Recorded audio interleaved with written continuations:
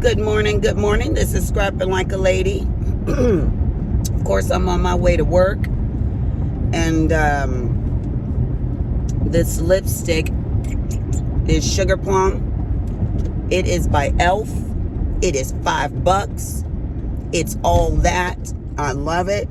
I've got some expensive lipstick. Top name brands, lipstick and stuff like that. And I prefer e.l.f.'s lipstick. I do. You know why? Because I actually like lipstick that is very pigmented, that actually stay on your lips. And this Sugar Plum is working for me. At least I think so.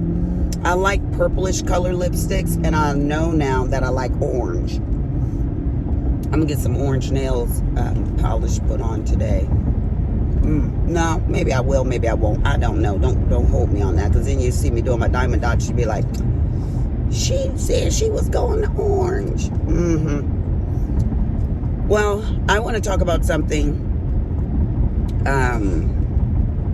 that's very dear to me. And that is one of my children, of course. It's my son, Richard. I've given you guys bits and pieces of that little kid. He's not a little kid, actually. He is 31 years old. He will be 32 in 2 months. And I'm not going to say he's an alcoholic, because I think that's giving a name to the disease, and therefore acting as if it's incurable. He drinks excessively, and his ex-girlfriend, his baby mama, is telling us that he's actually taking hardcore drugs now. This boy never really gave me a day of problems. I mean, just sweet nature, kind-hearted. He literally took his coat off one day and gave it to a man on the street.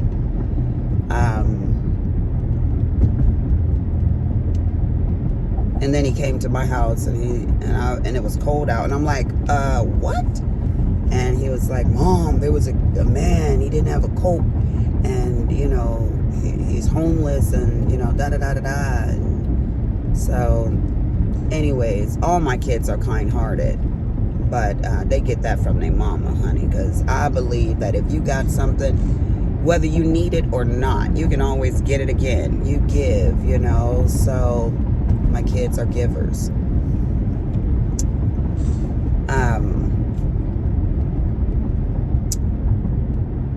He is honest and dishonest equally.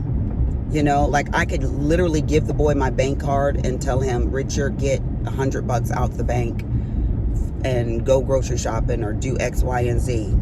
And he will literally get $100 out the bank and get what he's supposed to get and bring you your card and receipt back. And, you can check your bank balance and everything.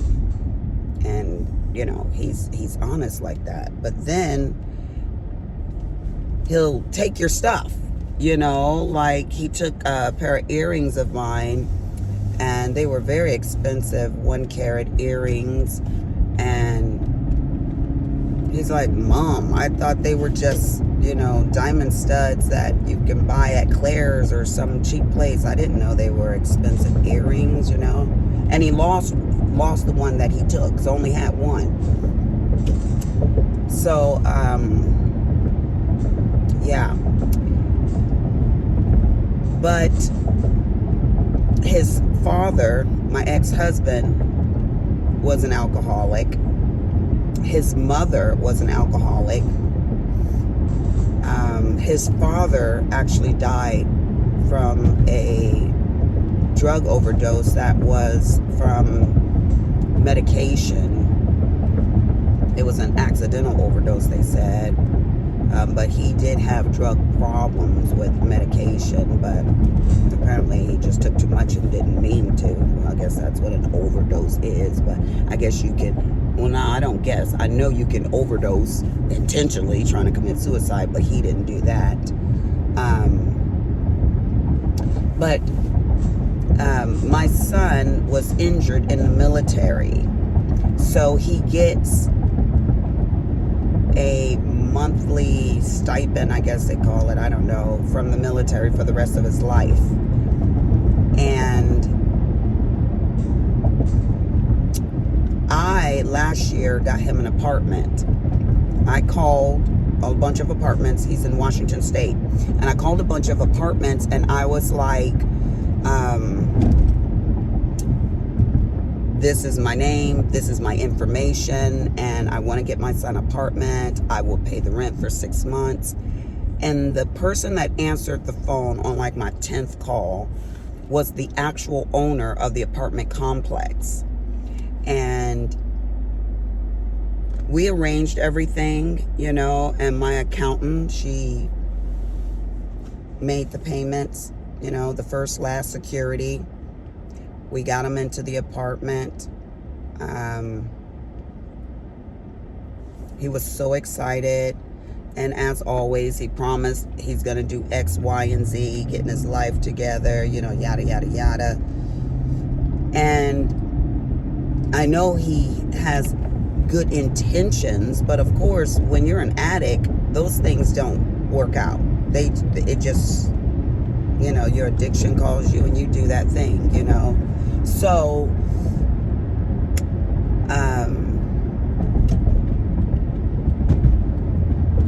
yeah, I had hope that he was going to do his part, and for the first 2 months, I paid the rent, and on the 3rd month, he actually paid the rent.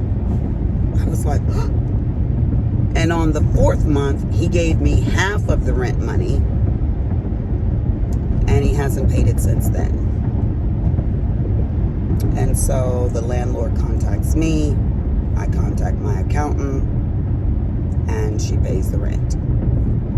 Now, the rent is only, and I say only because rent here in Texas, honey, is like, I looked up the street because I was going to get Cameron his own apartment, and woo, those apartment was nice, Jesus.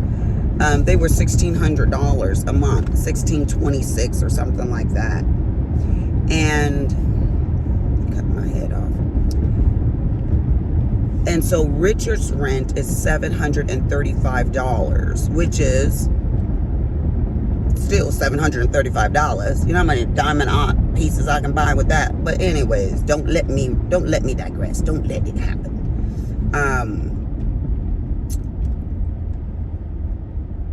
Here's my thinking on it.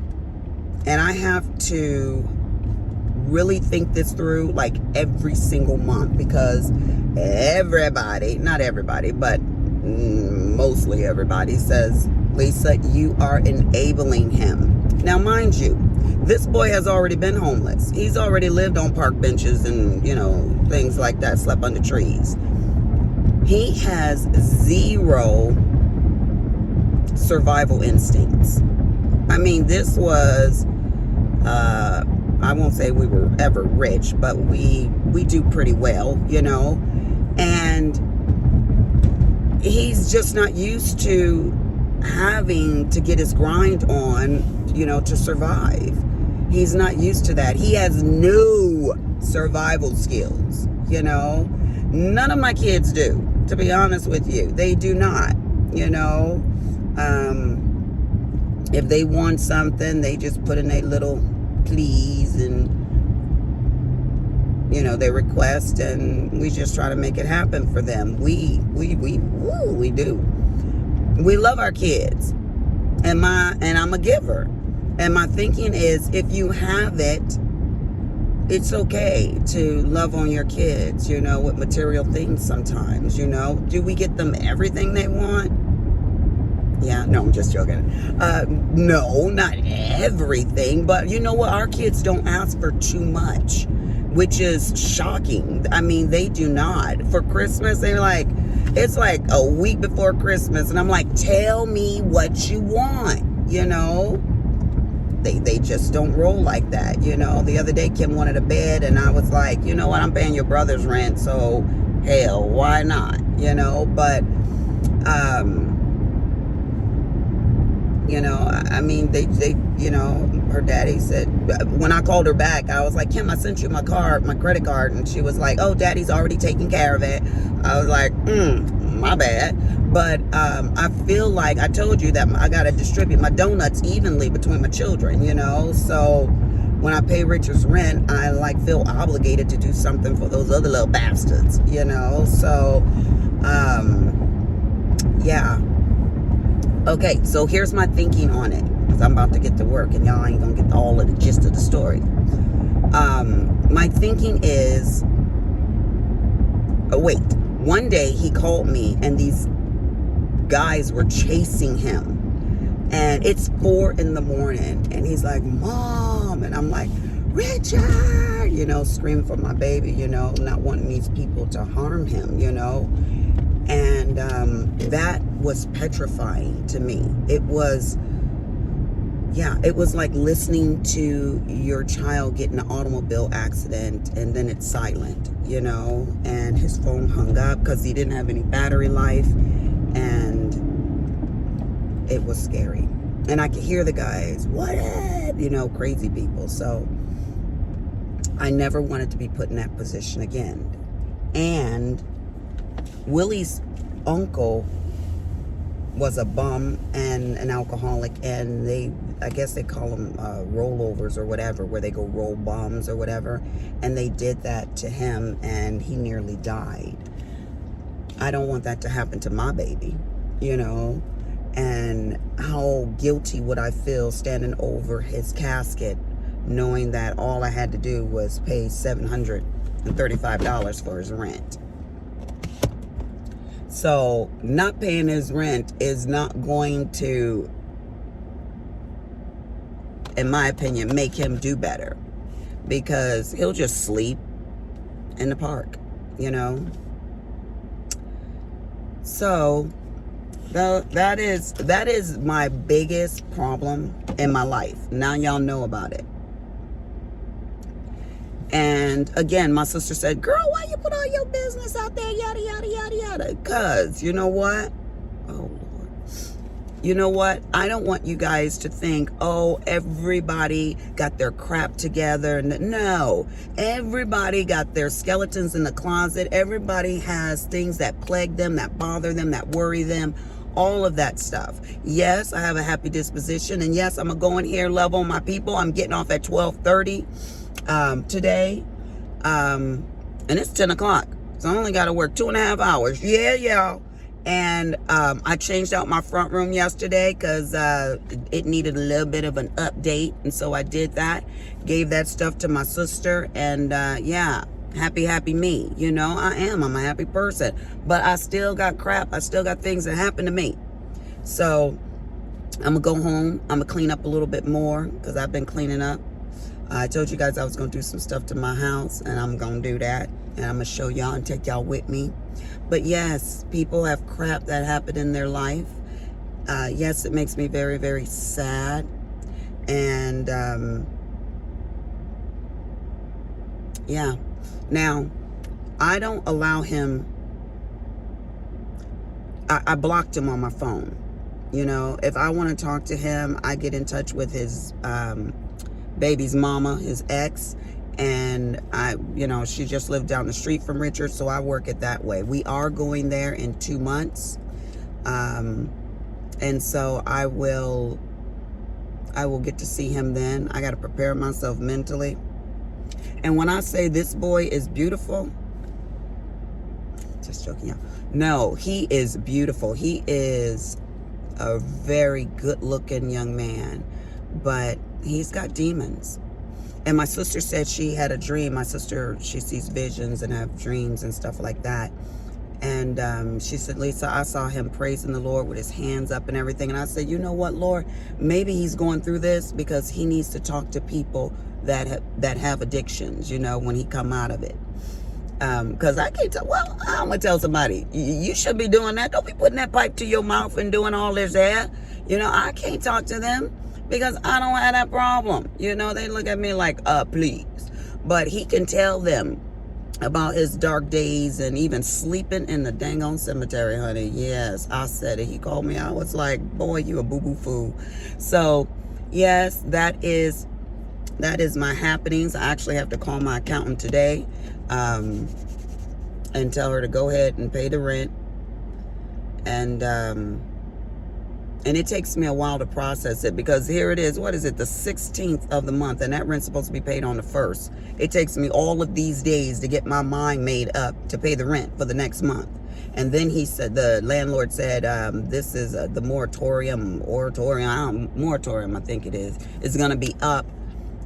This is the last month for it in Washington, so you got to pay your rent on the 1st, or they're going to put a $25, $35 charge on that. I was like, okay, this is just great. I got to pay it here, and then in 14 days, I got to pay it again. Ugh, so she might as well go on and pay $14.70 because it just makes sense to do it. But anyways, I know y'all going to be like, don't do it. Don't use your coins on that fool, you know, and that's fine. Y'all can say what y'all want to say, you know, but yeah, this is Scrapping Like a Lady. It is 9:25.